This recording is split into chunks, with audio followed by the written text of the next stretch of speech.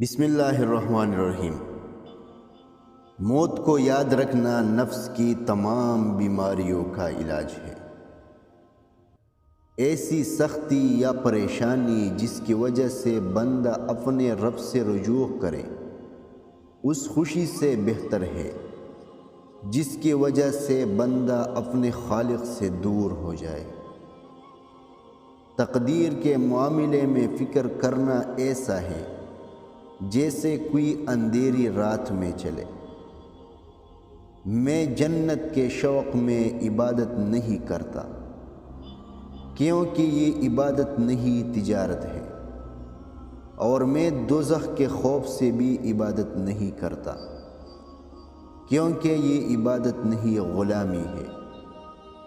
میں عبادت صرف اس لیے کرتا ہوں کہ میرا اللہ عبادت کے لائق ہے۔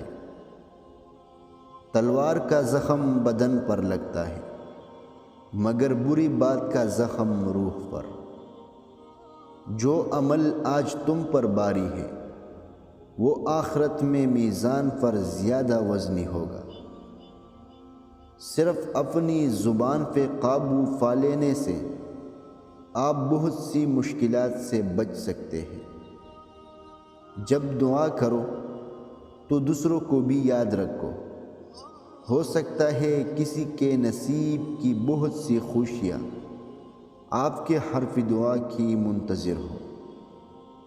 یہ نہ سوچو کہ اللہ دعا فوراً قبول کیوں نہیں کرتا، یہ شکر کرو کہ اللہ ہمارے گناہوں کی سزا فوراً نہیں دیتا۔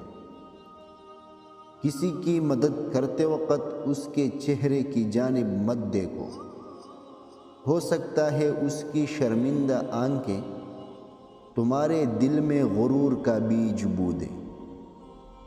سجدوں میں رونے والے کو قسمت پر رونا نہیں آتا۔ دشمن سے ہمیشہ بچو اور دوست سے اس وقت جب وہ تمہاری تعریف کرنے لگے۔